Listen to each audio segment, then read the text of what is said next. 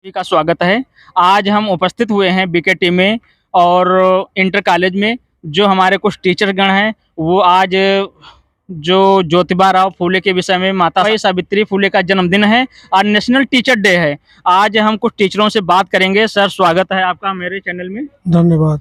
Sir, आपका नाम क्या है? अनिल कुमार। सर, माता सावित्री बाई फूले कौन थी?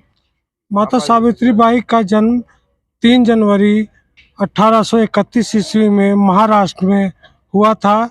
उनकी बाल्यावस्था में ही शादी हो गई थी महात्मा ज्योतिबा राव फूले के साथ, और महात्मा ज्योतिबा राव फूले ने ही सावित्री बाई को शिक्षित किया, पढ़ाया, और उसके बाद सावित्री बाई ने स्वयं वह स्कूल सावित्रीबाई फूले ज्योतिबा फूले के साथ मिलकर के महाराष्ट्र में वह लड़कियों के लिए प्रथम विद्यालय खोला, जिसमें 7 लड़कियां विद्यालय में पहली बार आई थी, जिसमें 5 सवर्ण लड़कियां थी। उन्होंने पढ़ाने का कार्य किया। ऐसी स्थिति में जब वह पढ़ाने जाया करती थी तो जो सवर्ण लोग हुआ करते थे, जो कि यथास्थितिवादी लोग थे, वह इसका विरोध करते थे। सावित्री बाई पर गोबर फेंका करते थे और गालियां भी दिया करते थे।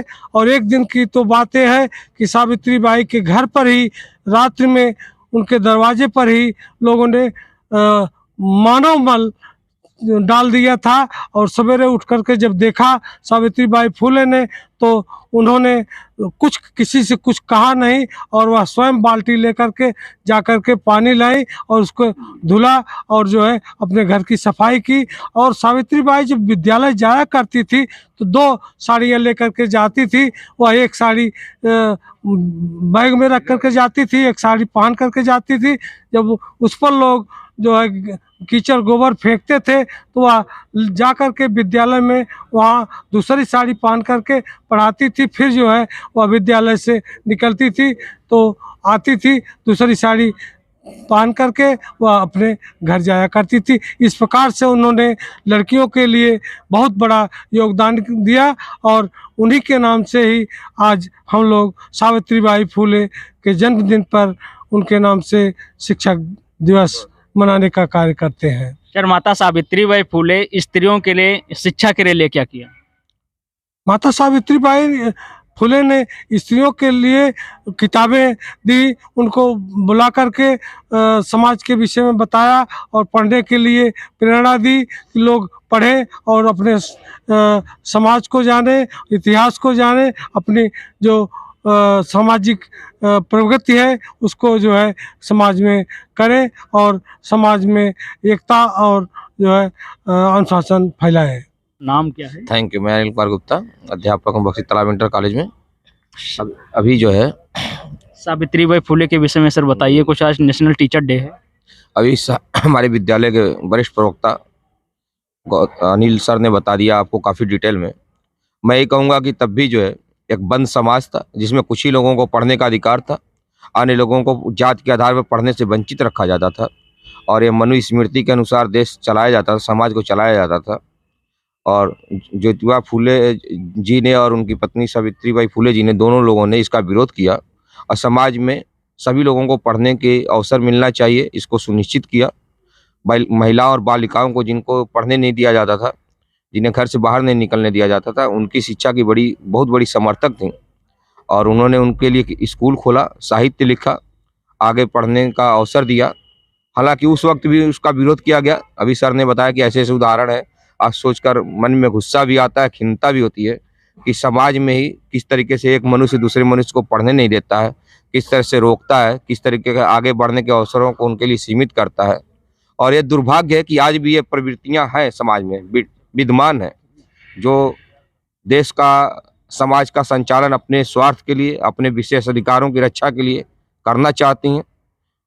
तो सबसे सच्ची श्रद्धांजलि ज्योतिबा बाई फूले और सावित्री बाई फूले को यही होगी कि हम लोग शिक्षक होकर समाज में उन लोगों को पढ़ने का अवसर दें जहाँ तक शिक्षा नहीं पहुँच रही है। दबे कुचले, मजमूल, पिछड़े, अल्पसंख्यक सभी लोग शिक्षा में शिक्षित हों, जागरूक हों, प्रगतिशील विचारों से अवगत हों, ताकि वह राष्ट्र की मुख्य धारा में जुड़ सकें।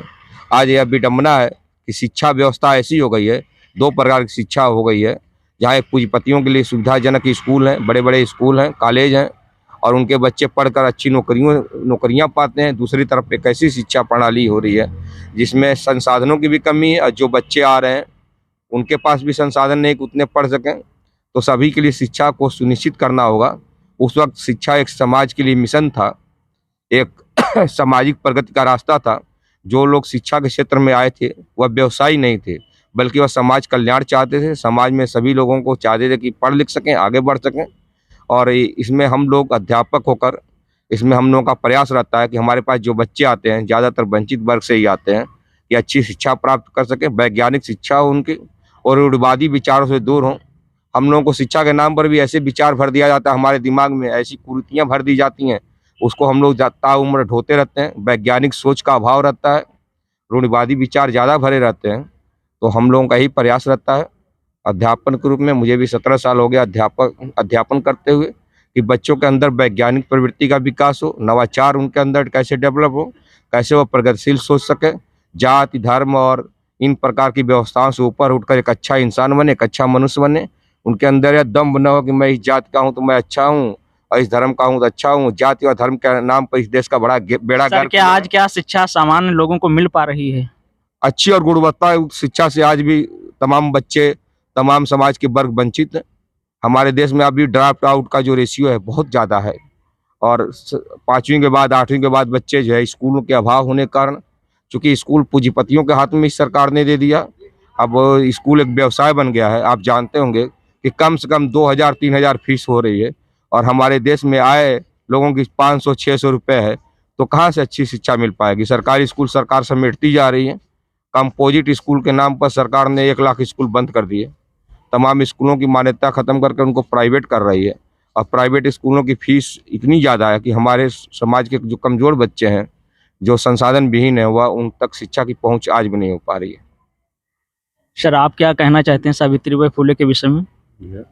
मैं नाम बता दे रहा हूँ, मैं अजय यादव हूँ।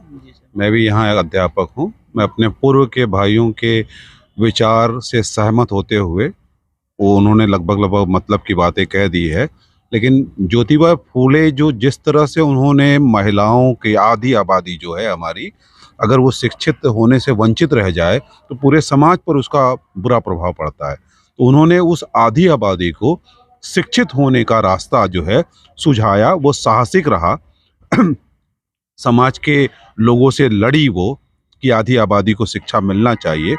आज भी बहुत सारे लोगों की ज़रूरत है, हमें लगता है कि ज्योतिबा बाई फुले जैसे लोगों की ज़रूरत है जो महिलाओं को शिक्षित होने के लिए बाहर निकालें। और जैसा कि अभी हमारे भाई ने कहा कि इस तरह के कॉलेजेस में अधिकतर जो है वंचित लोग हैं, अभावग्रस्त लोग पढ़ने आते हैं।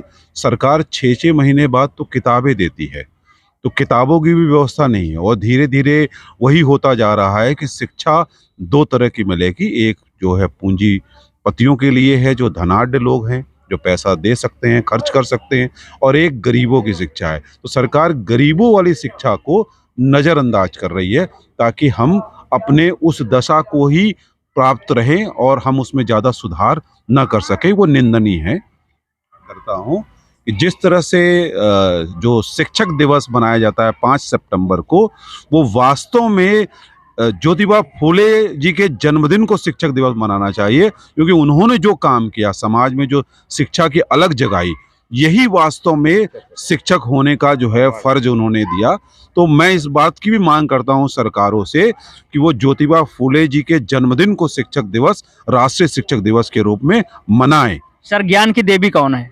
ज्ञान की देवी, मैं तो वही उसी को कहूंगा कि सर जो ज्ञान का प्रचार प्रसार करने में सहयोग दे, और मेरे निगाह में आज के डेट में ज्योतिबाबाई फुले जो हैं उन्हीं को माना जाना चाहिए। सर सरस्वती को काफी लोग मानते हैं सरस्वती ज्ञान की देवी हैं, उनका सर योगदान क्या शिक्षा में रहा?